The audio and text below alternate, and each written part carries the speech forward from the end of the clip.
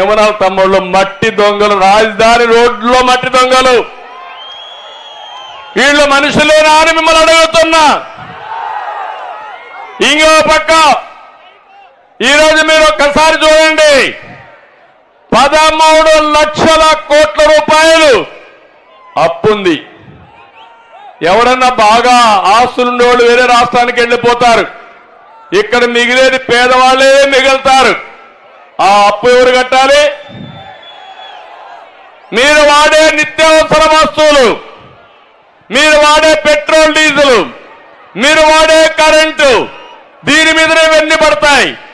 అంటే మన రాష్ట్ర ఆదాయం ఎంతుందో, అంటే స్థూలంగా జిఎస్డిపి అంటారు, మీ అందరి ఆదాయం ఎంతుందో అంత అప్పు రాష్ట్రం పైన ఉంది. ఇది తప్పకుండా మనమే కట్టాలి. ఈ విషయం కూడా చూడాలి. మన ఆదాయం గవర్నమెంట్ ఆదాయానికంటే ఈరోజు మనం కట్టవలసిన అప్పులకు వడ్డీ, అప్పులు ఇన్స్టాల్మెంట్స్ కి సరిపోయే పరిస్థితి వస్తా ఉంది. ఈరోజు రాష్ట్రంలో ఎక్కడ చూసినా రైతు ఆత్మహత్యలు, ఇరిగేషన్ ప్రాజెక్ట్స్ అని రివర్స్ లో పోతున్నాయి, నిరుద్యోగం తాండవిస్తా ఉంది. బంగారు లాంటి రాష్ట్రాన్ని 30 ఏళ్లు వెనక్కి తీసుకెళ్లిపోయారు. అందరూ ఒకటే మాట అడుగుతున్నారు, మళ్ళీ మీరు వచ్చిన తెలుగుదేశం జనసేన అధికారంలోకి వస్తే మీరు రాష్ట్రాన్ని ఏ విధంగా బాగు చేస్తారని అడిగారు.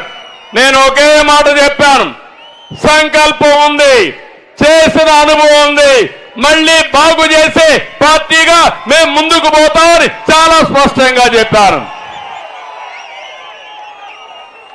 ఇక్కడే మీరు చూస్తే ఎక్కడ చూసినా కుంభకోణాలు. ఎప్పుడన్నా చూసారా తమ్ముళ్ళు? ఇసుక నేనున్నప్పుడు ఫ్రీ ఇసుక, ఎవరు కావాలంటే వాళ్ళు తీసుకెళ్ళొచ్చు. ఈరోజు ఎక్కడైనా ఇసుక తీసుకుపోయే పరిస్థితిలో మీరున్నారా? మీ పొలంలో మట్టి మీరు తీసుకుపోయే పరిస్థితి ఉందా ఈరోజు? అంటే దానిపైన కూడా ఇసుక పైన పెద్ద కుంభకోణం. ఒక ట్రాక్టర్ కావాలంటే ఎంత తమ్ముళ్ళు ఇప్పుడు రేటు? 5,000.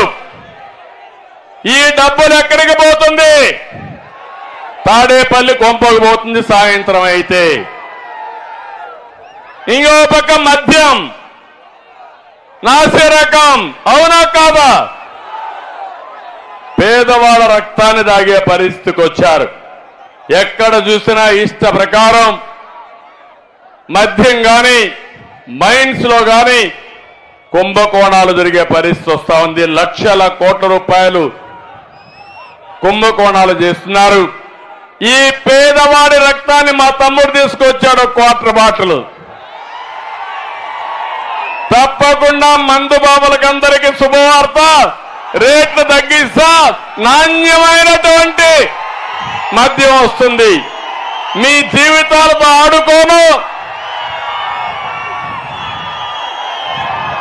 రోజంతా కష్టపడి కొంతమంది శారీరక బాధలు మర్చిపోవాలని సాయంత్రం అయితే ఒక క్వార్టర్ బాటిల్లో దాంట్లో ఆఫ్ వేసుకోవాలనుకుంటే ఈ దుర్మార్గుడు మిమ్మల్ని దోచేస్తున్నాడు, జలగమారుగా మీ రక్తం తాగుతున్నాడు.